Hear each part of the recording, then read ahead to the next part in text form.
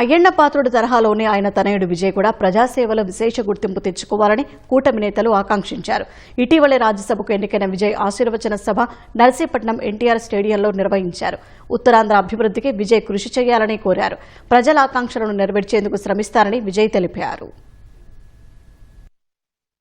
ఒక పక్క రాజ్యసభలో ఆయన అనకాపల్లి గురించి, లోక్సభలో నేను అనకాపల్లి పార్లమెంటుని ఉత్తమంగా తీర్చిదిద్ది ఇక్కడ యువతకు, ఇక్కడ పరిశ్రమలకు, సంక్షేమ పథకాలకు ఇక్కడ ఈ మన జిల్లాకి ఏదైతే రావాలని ఇక్కడికన్నీ పథకాలు తీసుకొచ్చడానికి మేమిద్దరం సాయశక్తులా కృషి చేస్తామని చెప్పి తెలియజేస్తూ ప్రత్యేక ధన్యవాదాలు తెలియజేసుకుంటున్నాను. అయ్యన్న పాత్ర గారు కొడుకుగా తీసుకోవాలంటే ఆయన ఎప్పుడో తీసుకోవచ్చు, కానీ అయ్యన్న పాత్ర గారు కొడుకుగా కాకుండా తనకు తను నిరూపించుకోవాలనే ఉద్దేశంతో పార్టీలోని సుమారుగా యువ తరంగాలు 2009 అనుకుంటే 2009కి ఇంకా నేను రాజకీయాల్లోకి రాలా.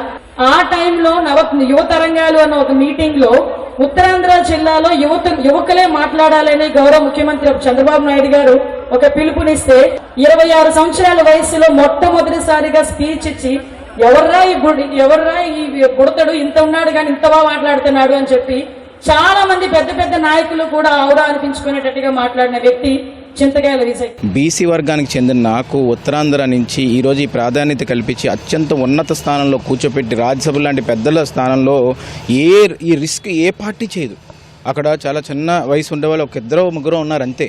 అలాంటి దగ్గర నన్ను తీసుకెళ్లారంటే ఎంత అత్యంత నమ్మకం బాధ్యత పెట్టుంటారనేది ఈరోజు నాకు అర్థమవుతుంది. 120 సంవత్సరాలుగా రాజకీయ చరిత్ర ఉన్న కుటుంబం అంటాను, అంటే డైనాసిటీస్ నాస్టీ అంటారు చాలామంది పెద్దలు. కానీ నేను ఈరోజు చెప్తుందండి ఇది డైనాసిటీ కాదు, ఇదేంటి కష్టపడుతూ ప్రతి దగ్గర కూడా మేము రోడ్డు మీదకి వచ్చి పోరాడుతూ ఈరోజు పాదయాత్రలు చేసాం. అన్నీ చేసిన తర్వాత ఈరోజు ఈ స్థానంలో తెలుగుదేశం పార్టీ మమ్మల్ని కూర్చోబెట్టింది. అంటే కష్టానికి ఫలితం అనేది దొరుకుతుందని తెలుగుదేశం పార్టీ ఈరోజు చూపెట్టడం జరిగింది. దానికి నారా లోకేష్ గారు, నారా చంద్రబాబు నాయుడు ఏ నిర్ణయం తీసుకొని ముందుకెళ్ళడం జరుగుతుంది. మినిమం థింగ్స్ విలేజ్లో అవసరమైన ఏంటి, మనం మినిమం థింగ్స్ని మైక్రో లెవెల్లో చూస్తే అది మ్యాక్రో లెవెల్లో ఇంపాక్ట్ ఉంటుంది. దానికి ఏంటంటే నేను ఆలోచించిందంటే ఎంతోమంది ఈరోజు డిఎస్సి నారా లోకేష్ గారు తీసుకొచ్చారు. ఉత్తరాంధ్రలో ఏ సమస్య ఉన్నా కూడా బడుగు బలహీన వర్గాలకు అత్యంత ఉన్నత స్థాయిలో కూర్చోపెట్టడానికి ఏ విధమైన ప్రయత్నం చేయాలో అన్ని విధాల ప్రయత్నం కూడా మేము చేయడం జరుగుతుంది.